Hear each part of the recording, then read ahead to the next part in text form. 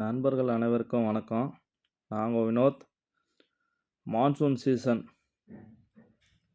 Athirappilly dense forest route எப்படி இருக்குது அப்படின்றத நீங்கள் என் கூட ட்ராவல் பண்ணும்போது பார்க்கலாம்.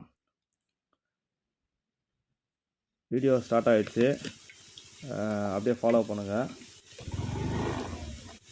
Valparai Athirappilly forest route start ஆகிடுச்சு.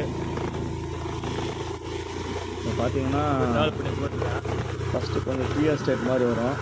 Valparai to Athirappilly 72 kilometre, 75 kilometre. First tea estate மாதிரி வரும். அதுக்கப்புறம் நிறைய டென்ஸ் ஃபாரஸ்ட் ரூட்டாக இந்த மாதிரி அடர்த்தியான காடுகள் உள்ளே பயணிக்கிற ட்ராவல் மாதிரி இருக்கும்.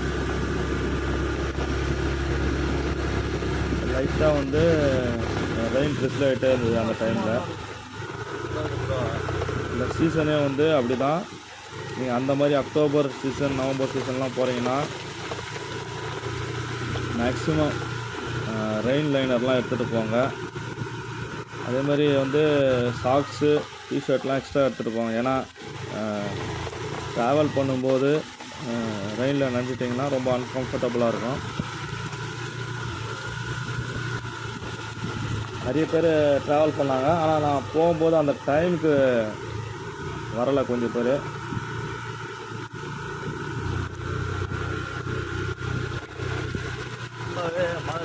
ஆனால் பின்னாடி கொஞ்சம் போக நிறைய பேர் வர ஆரம்பிச்சிட்டாங்க. முக்கியமான விஷயம் ஒன்று கேட்டுங்க.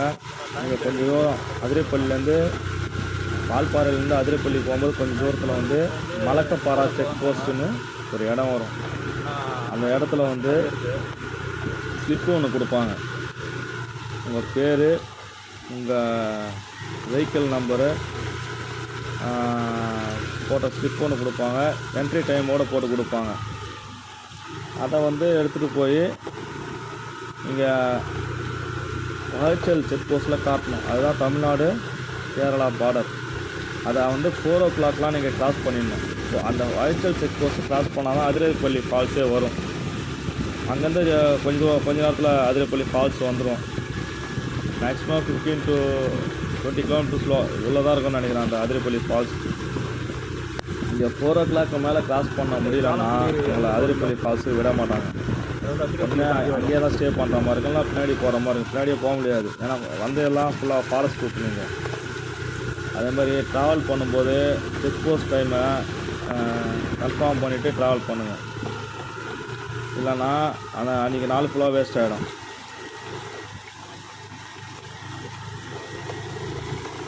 பார்த்தீங்கன்னா நான் ஒரு ஆள் தான் ட்ராவல் பண்ணிட்டுருக்கேன். ரொம்ப நேரமாக நான் ஒரு ஆள் தான் ட்ராவல் பண்ணேன். எதிராகவும் வண்டி வரல, போகும்போதும் எந்த வண்டியும் என் பின்னாடியும் வரல.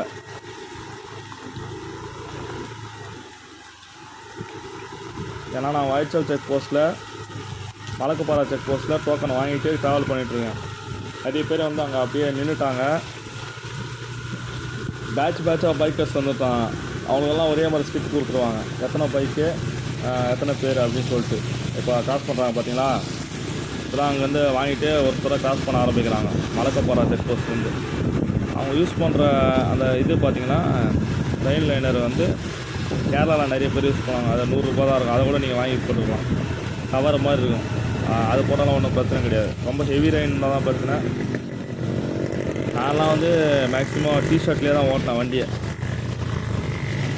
இப்போ பாருங்கள், இவங்கெல்லாம் அந்த மலக்கப்பாறை செக் போஸ்ட்லேருந்து அந்த என்ட்ரி டோக்கன், ஃப்ரீ டோக்கன் வாங்கிட்டு வராங்க. இவங்க அந்த வாங்கிட்டு போனால் தான் வாய்ச்சல் செக் போஸ்ட்டே நம்ம கிராஸ் பண்ண முடியும். டோக்கனை மிஸ் பண்ணிட்டாலோ, டோக்கன் ஃபுல்லாக நனைஞ்சிட்டாலும் ப்ராப்ளம். நனைஞ்சிருந்தால் கூட நீங்கள் எடுத்து காட்டினா பரவாயில்ல, அது ஃபுல்லாக பேப்பர் ஆகி வாட்டர் ஆகிடுச்சுன்னா ப்ராப்ளம். அதனால் டோக்கன் ரொம்ப முக்கியம். வாங்கினோன்னு டோக்கனை சேவ் பண்ணுறேங்க.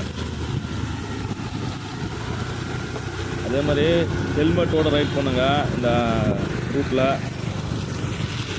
சின்ன ஸ்லிப்பரி ஆகிடுச்சுன்னா கூட நம்ம இந்த ஃபாரஸ்ட்லேருந்து கீழே விழுற மாதிரி இருக்கும். பார்த்துங்க அந்த டவுனில் பார்த்திங்கன்னா இந்த ரூட் இப்படியே தான் ட்ராவல் ஆகும். நிறைய தூரத்துக்கு இது இப்படியே ட்ராவல் ஆகும். தனியாக போனீங்கன்னா சேஃபாக, உங்களுக்கு எந்த பயமும் கிடையாது. தைரியமாக போனால் போங்க, ஒன்றும் பிரச்சனை கிடையாது. ஆனால் ஏதாவது ஒரு அனிமல் குறுக்க வந்துச்சு அப்படின்னா கிராஸ் பண்ண வந்து உடனே கிராஸ் பண்ண ட்ரை பண்ணாதீங்க. ஏன்னா யானைலாம் வந்துச்சுன்னா கிராஸ் பண்ணிங்கன்னா அடிக்க ஆரம்பிச்சிடும், இல்லை உங்களை வந்து ஃப்ரெண்டை துரத்த ஆரம்பிச்சிடும். ஸ்டாப் பண்ணுங்க, மேக்ஸிமம் ஹார்ன் அடிக்காதீங்க. என்னடா தெரிஞ்ச மாதிரியே பேசணும்னு நினைக்காதீங்க. இதுதான் வந்து நான் இடத்துல கற்றுக்கிட்ட விஷயம். நான் பந்திப்பூர் போகும்போதும் வயநாடு ட்ராவல் பண்ணும்போதும் இந்த மாதிரி நிறைய விஷயங்கள்லாம் நடந்தது. நீங்கள் ஹார்ன் அடிச்சிங்கன்னா அது உங்களை வந்து திரும்பி வந்து அட்டாக் பண்ண ஆரம்பிக்கும். அதே மாதிரி கிட்ட போனீங்கன்னாலும் அட்டாக் பண்ண ஆரம்பிக்கும். மேக்ஸிமம் அனிமல்ஸை பார்த்தா தூரம் இருக்க ட்ரை பண்ணுங்கள்.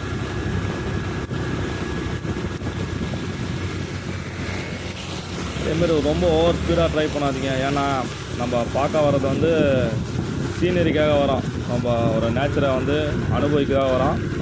நார்மலாக 30-40 நீங்கள் ட்ராவல் பண்ணி போயிட்டே இருக்கலாம், ஒன்றும் பிரச்சனை கிடையாது. மார்னிங்கு நீங்கள் எடுத்தீங்கன்னா வண்டி 3 மணிக்கெல்லாம் வந்து நார்மலாக ட்ராவல் பண்ணாலே. நான் நிறைய இடத்துல ஃபோட்டோ எடுத்தேன், ஆனால் இதுலாம் நிறைய இடத்துல ஃபோட்டோ எடுக்க முடியாது, ஏன்னா இது டென்ஸ் ஃபாரஸ்ட் ரூட்டு.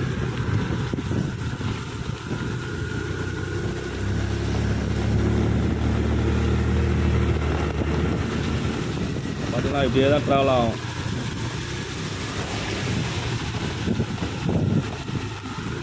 அந்த நேச்சர் வந்து ரெயின் ஆகிட்டே இருக்கும். அந்த ட்ரிஸ்லிங்காக சின்ன சின்ன தூரலாக வந்து விழுந்துகிட்டே இருக்கும்.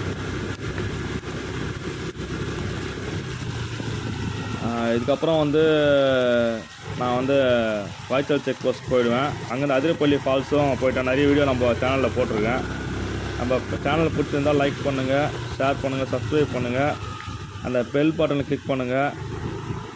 அப்போ தான் நான் போகிற வீடியோ உங்களுக்கு வந்து கண்டினியூஸாக வரும். நான் நிறைய இடத்துல ட்ராவல் பண்ண ஆரம்பிப்பேன். இனிமேல் நீங்கள் என்னுடைய வீடியோவை பார்க்கலாம். நன்றி, வணக்கம். நீங்கள் எல்லாம் சேஃபாக இருங்க. தேங்க்யூ. அடுத்த வீடியோவில் நம்ம பார்க்கலாம். பாய், டேக் கேர் டு ஆல்.